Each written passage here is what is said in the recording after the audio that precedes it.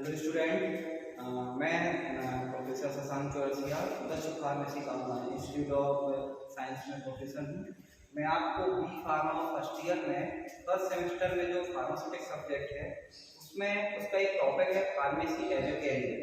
उसी के बारे में आपको एक जानकारी देना चाहता हूँ, इसके बारे में बताना चाहता हूँ कि फार्मेसी में जो कैरियर बनाते हैं अपन, उसमें क्या क्या आप कर सकते हैं, किस फील्ड में जा सकते हैं। तो आपको जानकारी होगी तो बेटर आप उसके रिजल्ट भी बना पाएंगे। तो शुरू करते हैं। ये फार्मा ट्री है, आप देख रहे हैं कि फार्मा ट्री है और इसमें आप सारी चीजें समझ पाएंगे कि बी फार्मा करने के बाद, डी फार्मा या एम फार्मा करने के बाद आप क्या क्या कैरियर में आप आगे जा सकते हैं। हम शुरू करते हैं एकेडमिक से। एकेडमिक यानी कि ये ऐसा पार्ट है जिसमें आप बी फार्मा करने के बाद डिप्लोमा फार्मेसी वाले बच्चों को पढ़ा सकते हो। इसके अलावा आप बी फार्मा एम फार्मा कर लेते हैं तो आप बी फार्मा वाले स्टूडेंट को पढ़ा सकते हो।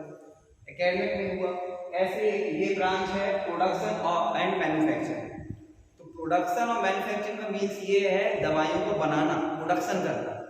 तो कंपनी को फैक्ट्री में एक डिपार्टमेंट होता है जहाँ पे ये प्रोसेस होती है। तो वहाँ पे जो काम करने वाले जो पर्सोनल होते हैं, काम करने वाले कर्मचारी होते हैं, वो इस डिपार्टमेंट में प्रोडक्शन वाले बी फार्मा वाले जाते हैं। बी फार्मा ग्रेजुएट करने के बाद आप इसमें एप्लीकेबल हो सकते हैं, आप इसमें नौकरी कर सकते हैं। इसके बाद आता है फॉर्मुलेशन एंड डेवलपमेंट।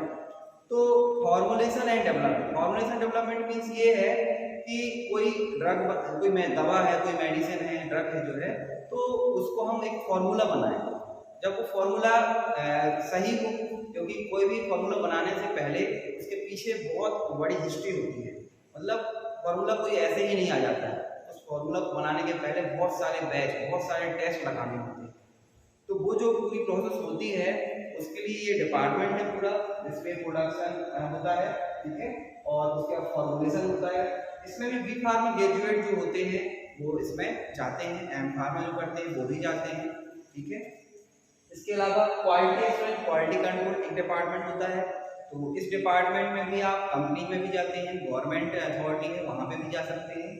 तो इसमें क्वालिटी एश्योरेंस मतलब होता है क्वालिटी एश्योर।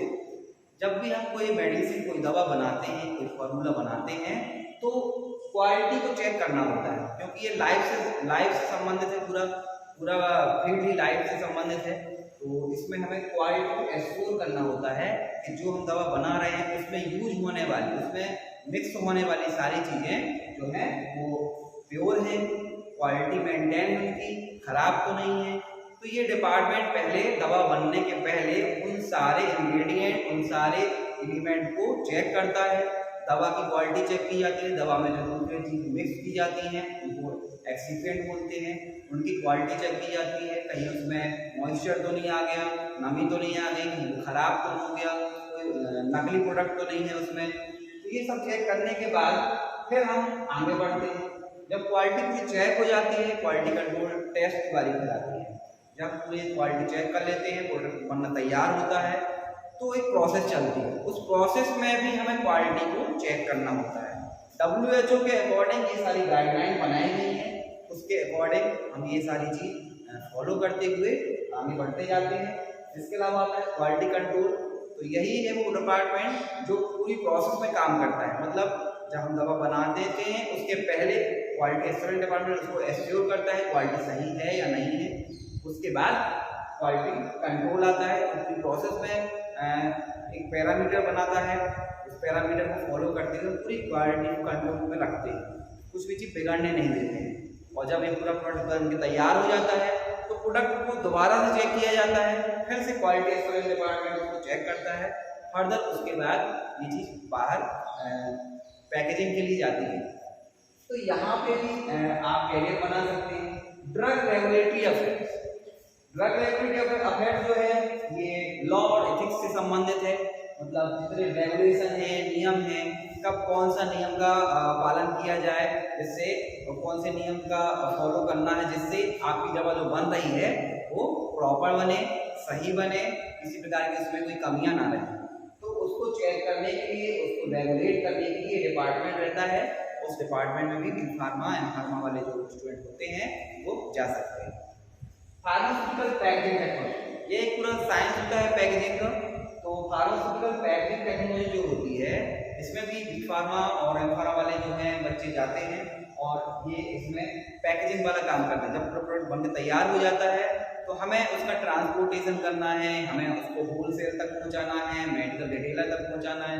तो पूरा टाइम जो भी ट्रांसपोर्टेशन का है उसमें ये हमें ध्यान रखना होता है कि कोई टूट फूट ना हो, दवा की क्वालिटी मेंटेन रहे, खराब ना हो, मॉइस्चर तो नहीं जा रहा है ना। तो ये सारी चीज़ें इसमें चेक करनी होती हैं और उसी के अकॉर्डिंगली पैकेजिंग की थी ताकि ये चीज़ क्वालिटी बनी रहे, पेशेंट को एक क्वालिटी मेडिसिन मिले। तो ये पूरा पैकेजिंग का डिपार्टमेंट होता है। इसका रिसर्च एंड डेवलपमेंट ये बहुत इंपॉर्टेंट पार्ट है फार्मेसी का, जिसमें नई दवाइयों का रिसर्च किया जाता है। रिसर्च जब कंप्लीट होती है, जहाँ फाइनल बेटर रिजल्ट मिल जाते हैं, बेस्ट रिजल्ट मिल जाते हैं, तो हम फिर उस ड्रग का डेवलपमेंट करते हैं। और डेवलपमेंट जो होता है वो वहाँ से वापस से प्रोडक्शन और प्रमोशन वाले डिपार्टमेंट में पहुँच जाती है पूरी प्रोसेस, और फिर ये नई ड्रग आगे बनना शुरू हो जाती है। इसके अलावा हॉस्पिटल फार्मेसी, इसमें भी बी फार्मा वाले बच्चे और जो है डिप्लोमा फार्मेसी वाले बच्चे जाते हैं और अपना कैरियर बना सकते हैं। इसमें हॉस्पिटल फार्मेसी में पूरा पोसोलॉजी, ड्रग का डोज क्या कितना डोज देना है ड्रग का, ये पूरी जानकारी बी फार्मा वाले को होती है। तो हॉस्पिटल फार्मेसी में भी वो अपना कैरियर बना सकते हैं। इसका कम्युनिटी फार्मेसी, कम्युनिटी फार्मेसी में फार्मासिस्ट आता है, कुछ अदर हेल्थ सेक्टर भी आते हैं जैसे कि हेल्थ काउंसलिंग। अभी हाल ही में all India institute of medical science Bhopal में भी ये कम्युनिटी फार्मेसी का चल रहा है, जिसमें हेल्थ एजुकेशन वालों को लिया जाता है और फार्मा एजुकेशन वालों को लिया जाता है। इसके बाद हम आते हैं अदर अपॉर्चुनिटीज में। तो ये अदर अपॉर्चुनिटी जो है ये है न्यूक्लियर फार्मेसी। न्यूक्लियर फार्मेसी का मीन्स ये है कि न्यूक्लियर फॉर्म, एटॉमिक फॉर्म में पूरा काम करना। तो ये रिसर्च वाला पार्ट होता है, यहाँ पर भी हम जाके अपना कैरियर बना सकते हैं। फार्माकोथेरेपी, फार्माकोथेरेपी एक थेरेपेटिक्स डिपार्टमेंट होता है जिसमें स्टूडेंट भी फार्मा वाले एम फार्मा वाले जाते हैं और अपना कैरियर बनाते हैं। इसके अलावा फार्माकोविजिलेंस है, इसमें भी पूरी ड्रग की सर्वाइलेंस देखी जाती है, ड्रग की चेक किया जाता है, उसको निगरानी में रखा जाता है और आखिर तक चेक किया जाता है कि ड्रग की क्वालिटी बराबर बनी रहे, वो ड्रग खराब ना हो। तो ये सब इसके पैरामीटर WHO ने बहुत सारे और भी अथॉरिटी हैं वो डिसाइड करते हैं और उसके अकॉर्डिंग ये पूरा निगरानी में ड्रग को रखते हैं और ड्रग की क्वालिटी को बराबर बना रहे चेक करते हैं। इसके आप फॉरेंसिक फार्मेसी है, फॉरेंसिक फार्मेसी में भी आप कैरियर बना सकते हैं। इसमें फॉरेंसिक फार्मेसी का मीन्स होता है आप किसी ऐसी जगह फार्मेसी में जा रहे हैं, मेडिसिन में जा रहे हैं जहाँ पे आप एटॉमिक फॉर्म में काम करते हैं, बहुत बारीक माइक्रो फॉर्म लेवल में काम करते हैं, जिसमें आप कोई ड्रग बनाते हैं जो नैनो साइज की है, माइक्रो साइज की, जो आंखों से नहीं देख सकते, उस पर हम काम करते हैं फॉरेंसिक साइंस में। इसमें बायोटेक्नोलॉजी डिपार्टमेंट वाले भी जाते हैं, माइक्रोबायोलॉजी वाले जाते हैं और फार्मेसी वाले भी जाते हैं। फार्मेसी वाले सब पढ़ते हैं, तो इसमें भी कैरियर बना सकते हैं। आर्मी सर्विस, आर्मी में भी इसकी पोस्ट निकलती है, आर्मी में भी आप अपना कैरियर बना सकते हैं। आर्मी में फार्मासिस्ट की वैकेंसी निकलती है समय समय पर, तो आप वहाँ पे भी जा सकते हैं। Medical transcription, medical transcription means ये है कि आप जो भी दवा बनाते हैं उसका रिसर्च करना, उसकी प्रोसेस को देखना, ट्रांसक्राइब करना, ये पूरी इसमें आ जाती है। इसके बाद हायर स्टडी में जा सकते हैं, बी फार्मा एम फार्मा कर सकते हैं, एम फार्मा के बाद MBA कर सकते हैं, MS कर सकते हैं, नाइपर में जा सकते हैं और क्लिनिकल रिसर्च में भी जा सकते हैं। तो ये इसके अलावा पोस्ट डॉक है, PhD है, इसमें भी आप जा सकते हैं। कुछ और अपॉर्चुनिटी अबाउट आप फॉरेन में जा सकते हैं, इंडिया के बाहर अपन जाते हैं तो बहुत सी यूनिवर्सिटीज हैं जहाँ पे हायर स्टडी में आप बहुत अच्छा कैरियर बन सकते हैं। इक्विवेलेंट टू डॉक्टर का काउंट किया जाता है फार्मासिस्ट को। एंटरप्रेन्योरशिप में आपको बताना चाहिए, एंटरप्रेन्योरशिप जो होता है इसमें हम सेल्फ डेवलप होते हैं और दूसरे को हम जॉब क्रिएट करके देते हैं। तो ये बहुत बड़ी अपॉर्चुनिटी है जो फार्मा फील्ड वाले के लिए अवेलेबल रहती है, फार्मेसी वालों के लिए रहती है। इसमें हम इंडस्ट्री वाले काम कर सकते हैं, हम होलसेल बिजनेस डाल सकते हैं, हम रिटेल बिजनेस डाल सकते हैं, हम कोई छोटी कंपनी डाल सकते हैं। इसके अलावा पैकेजिंग कंपनी या कोई छोटा जो प्रोडक्शन वाला है उसकी पैकेजिंग करना, जैसे टैबलेट आ रही है टैबलेट की पैकेजिंग करना, सिरप आ रही है उनकी पैकेजिंग करना या लेबलिंग करना, ये इस तरीके से छोटे छोटे पार्ट बड़े बनते जाते हैं, एडिशन होता जाता है।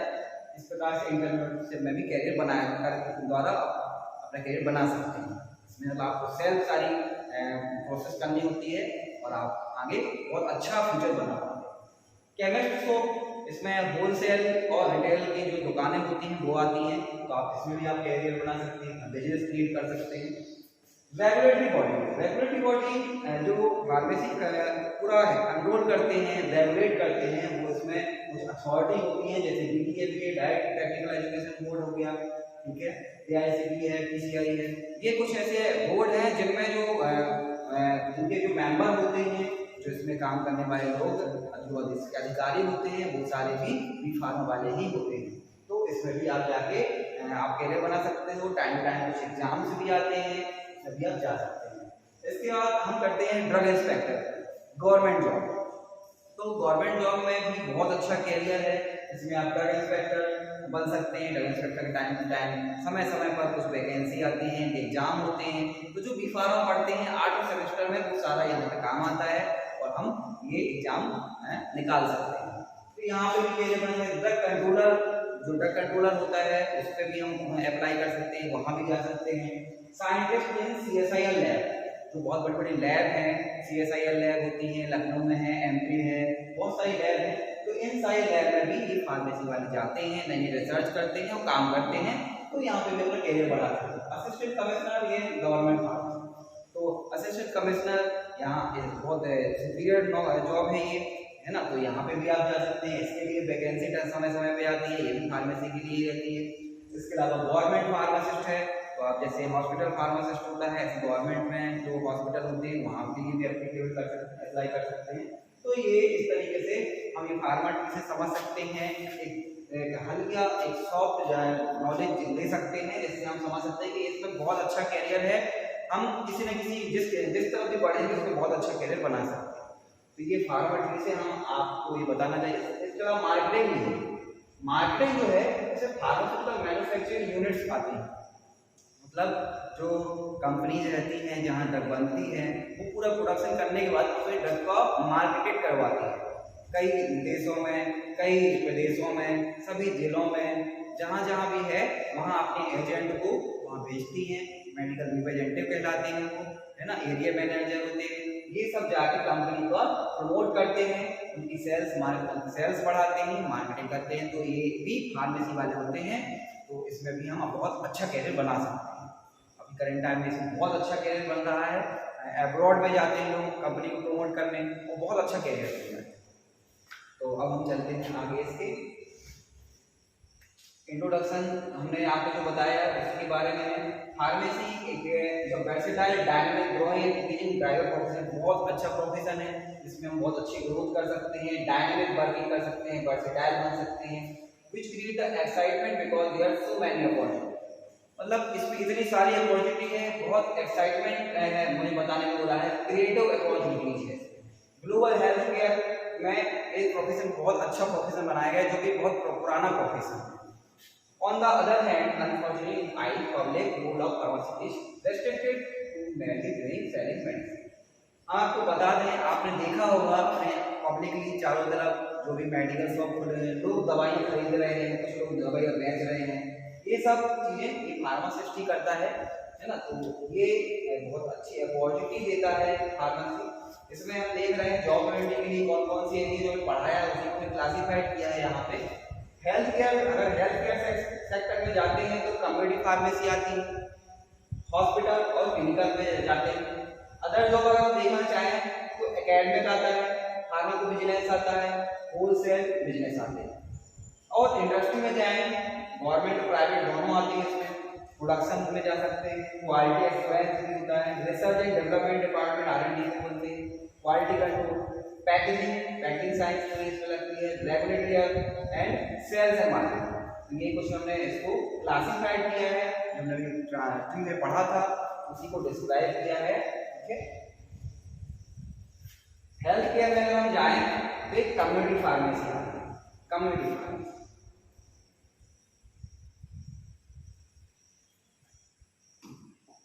कम्युनिटी फार्मेसी में हम आपको बताना चाहेंगे 5 लाख फार्मेसी जो है उसमें केमिस्ट, ड्रगिस्ट, मेडिकल स्टोर सब आते हैं, ये इंडिया में है।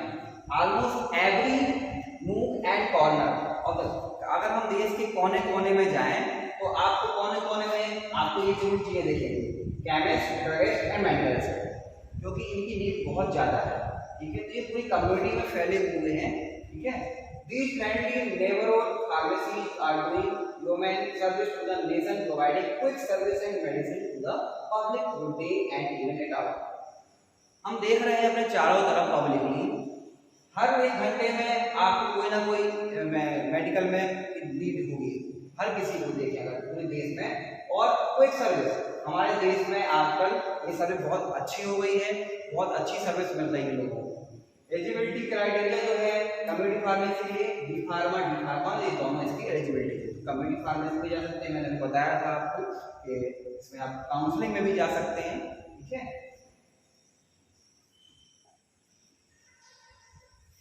हॉस्पिटल फार्मेसी को डिफाइन किया जाएगा तो हम समझ सकते हैं practice of pharmacy inside of hospital, मतलब जो फार्मासिस्ट होता है उसकी पूरी प्रैक्टिस एक हॉस्पिटल के अंदर होती है।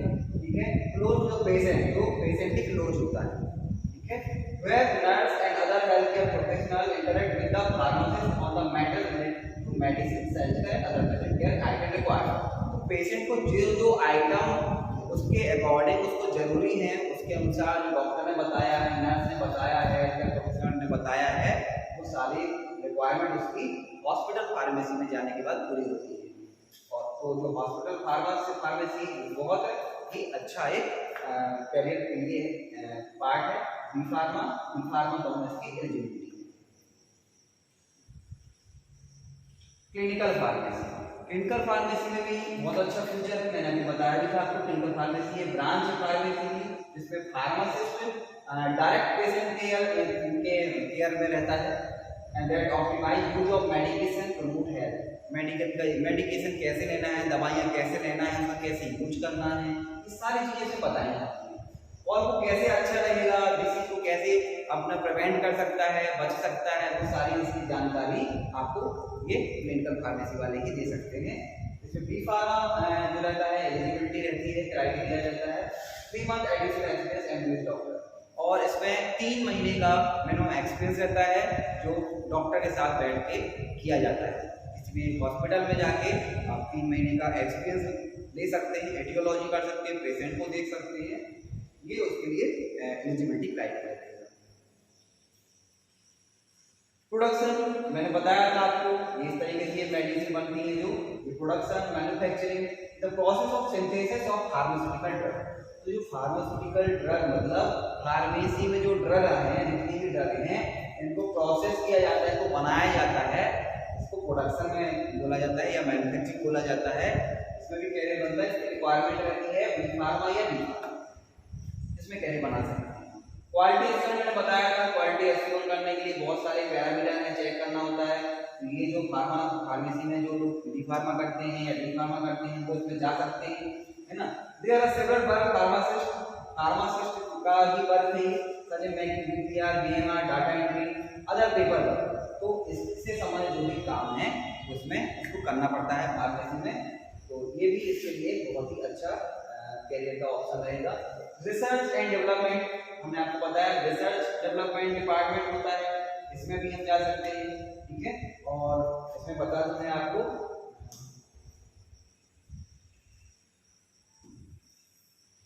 इसको R&D भी बोलते हैं,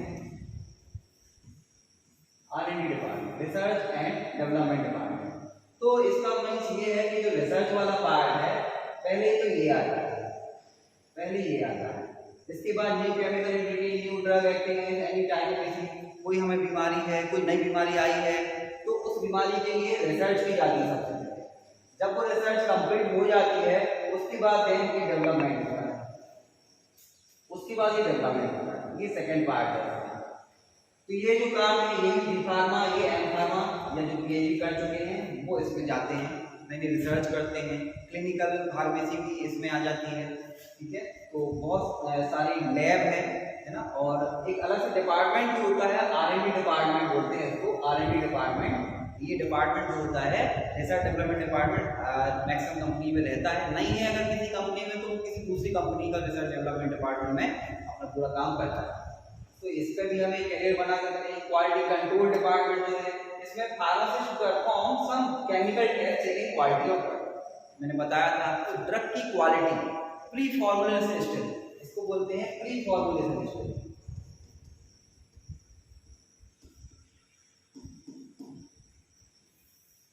प्री का मतलब होता है पहले, मतलब फॉर्मुलेशन बनाने के पहले हमें स्टडी जो करनी होती है, स्टडी करनी होती है, वो पूरा क्वालिटी कंट्रोल में आता है। मतलब हम जब ये कर लेते हैं फिर हम जो चीज़ बनाते हैं उसमें पूरा हमें कंट्रोल करना होता है। ये कंट्रोल करने का तरीका क्या है, WHO और भी कुछ अथॉरिटी है तो कुछ गाइडलाइन बनाती है, उनको ध्यान में रखते हुए हमें सारा काम करना होता है। तो ये हमारी क्वालिटी कंट्रोल बनी रहती है। इसके लिए भी बी फार्मा, डी फार्मा और BSc केमिस्ट्री से जो है तो एलिजिबिलिटी क्राइटेरिया रखा गया है। इसके बाद पैकेजिंग में है, हमने बताया पैकेजिंग बहुत इंपॉर्टेंट है। पैकेजिंग जो है बहुत इंपॉर्टेंट है।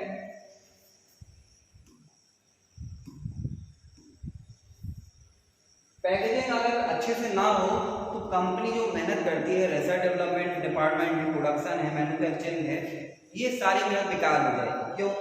अगर ये पैकेजिंग अच्छे से ना हो तो हमारी जो दवा बनी हुई है वो पेशेंट तक पहुंच ही नहीं पाएगी, सुरक्षित पहुंच नहीं पाएगी। होलसेल बिजनेस, होलसेल जो है रिटेलर है, उनसे होते हुए पेशेंट तक पहुंचती है दवा। तो वहां तक से आने जाने में जो काम होता है, जो ट्रांसपोर्टेशन में जो काम होता है वो इसमें बहुत इंपॉर्टेंट रोल प्ले करता है। अगर ट्रांसपोर्टेशन में कोई ड्रग डैमेज हो जाए, रख रखाव करने में, उठाने में, रखने में, कैरी करने में, अगर कोई ड्रग डैमेज हो जाए तो वो नुकसान हो जाएगा उससे। तो डैमेज हो जाएगा तो पेशेंट को मिल नहीं पाएगी और उल्टा नुकसान होगा, कंपनी को भी लॉस होता है इससे। तो पैकेजिंग बहुत इंपॉर्टेंट है। जैसे कि आपको पता है टैबलेट होती है तो टैबलेट को स्ट्रिप बना के लगाया जाता है इस तरीके से ताकि वो आपस में टकराए नहीं।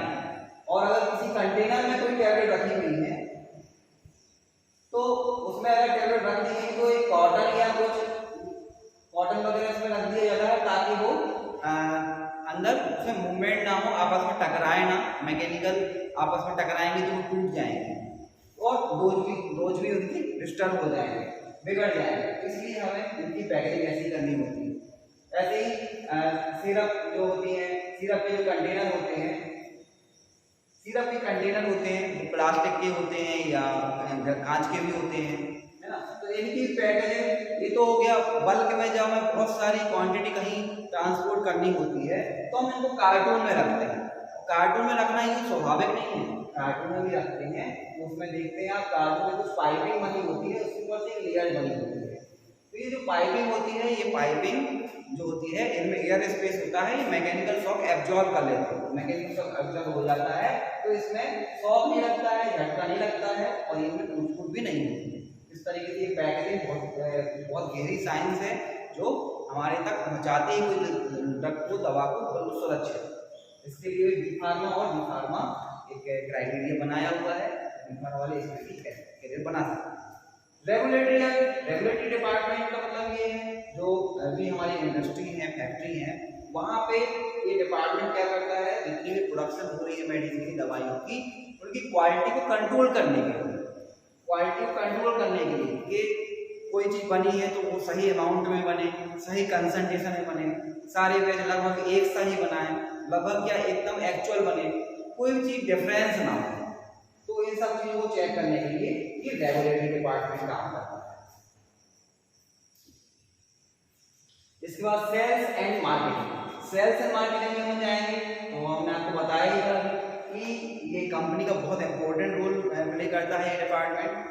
अगर सेल्स ना हो तो कंपनी को कोई प्रॉफिट ही नहीं होगा। तो सेल्स की मार्केटिंग है। मार्केटिंग मीन्स जो भी कंपनी बनाती है उसको लोगों तक पहुंचाना, लोगों तक उनको बताना, उसके फायदे बताना। तो उसके लिए एक बहुत बड़ा स्ट्रक्चर रहता है जिसमें एरिया मैनेजर, सेल्स मैनेजर और रिप्रेजेंटेटिव्स होते हैं, मेडिकल रिप्रेजेंटेटिव।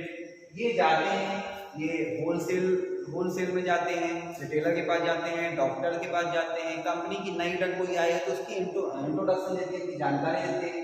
इस तरीके से वो चीज़ जो है ड्रग मेडिसिन जो है पेशेंट तक पहुंचती है और मार्केटेड होती है। तो इसमें भी बी फार्मा और डी फार्मा वाली एलिजिबिलिटी रहती है। कुछ फार्मास्यूटिकल कंपनी हैं जिनका आप नाम सुना भी होगा, जैसे सन फार्मा होगा, मुंबई में है, ल्यूपिन है, मुंबई में है, भोपाल में है, डॉक्टर रेड्डी है, हैदराबाद में, सिप्ला है, ग्लेनमार्क एंड मनकाइंड। ये कुछ बहुत ही फेमस कंपनी है जो हमारे इंडिया में ये काम करते हैं, है ना। तो इसकी भी हमें जानकारी होनी चाहिए कि हम अगर किसी कंपनी में जाते हैं तो इस प्रकार की कंपनी होती है जहाँ हम काम कर सकते हैं। अदर कैरियर में हमने आपको बताया था एकेडमिक है, आप प्रोफेसर बन सकते हैं, आप लेक्चरर बन सकते हैं, टीचर बन सकते हैं। इसलिए PhD holder can teach in all formats. PhD जो डिग्री होती है ये पोस्ट डॉक्टरेट डिग्री है ये। इस डिग्री वो करने के बाद आप एम फार्मा को भी पढ़ा सकते हैं, बी फार्मा वाले को पढ़ा सकते हैं। जिसने एम फार्मा किया है वो बी फार्मा वाले को पढ़ा सकता है, और जो बी फार्मा की डिग्री कर चुका है वो केवल डिप्लोमा वाले को पढ़ा सकता है। तो इस प्रकार से ये एकेडमिक में भी हम अपना करियर बना सकते हैं। फार्माकोविजिलेंस एक सर्वाइलेंस डिपार्टमेंट होता है जो ड्रग की निगरानी करता है, ड्रग के प्रोडक्शन की, उसकी क्वालिटी की। तो क्लिनिकल रिसर्च और डाटा एनालिसिस जो है इसका एक पार्ट होता है जिससे हम फार्माकोविजिलेंस को आगे प्रमोट करते हैं। इसमें भी बी फार्मा और एम फार्मा जो है एलिजिबिलिटी रहती है। इसके अलावा हम देखें होलसेल एंड रिटेल सेलिंग। तो होलसेल में आपको पता भी होगा, ये देखा होगा, बहुत सी दुकानें जो होती हैं रिटेल की, वो सारा अपनी दवाइयों को कहाँ से लाते हैं, होलसेल से लाते हैं। तो मेडिकल और होलसेल एजेंसी ऑफ ड्रग जो है इसमें भी आप फ्यूचर बना सकते हैं। इसलिए बी फार्मा और डी फार्मा एलिजिबिलिटी रहता है। रेलवे फार्मासिस्ट, ये भी रेलवे की तरफ से निकाली गई एक वैकेंसी होती है। रेलवे की तरफ से फार्मासिस्ट की नौकरी निकाली जाती है, समय समय पे इसके लिए एग्जाम होता है, परीक्षा देनी होती है और फिर हम इसमें फार्मासिस्ट की तरह काम कर सकते हैं। इसके लिए बी फार्मा की डिग्री होनी चाहिए, साथ ही हमारे पास पीसीए का रजिस्ट्रेशन भी होना चाहिए। ड्रग इंस्पेक्टर में क्या होता है, इसमें भी आप जो भी कुछ पढ़ते हैं पूरे 8वें सेमेस्टर में बी फार्मा में वो सारा सिलेबस रहता है। उसको करने के बाद हम ड्रग इंस्पेक्टर के समय पे जो एग्जाम होते हैं उनको देते हैं और फिर हम ड्रग इंस्पेक्टर की तरह ड्रग इंस्पेक्टर नौकरी कर सकते हैं। इसमें भी बी फार्मा की एलिजिबिलिटी रहती है, कहीं कहीं पे एक्सपीरियंस मांगा जाता है, कभी कहीं इसमें एम फार्मा की भी रिक्वायरमेंट कर ली जाती है। तो इस प्रकार इसमें भी हम अपना करियर बना सकते हैं।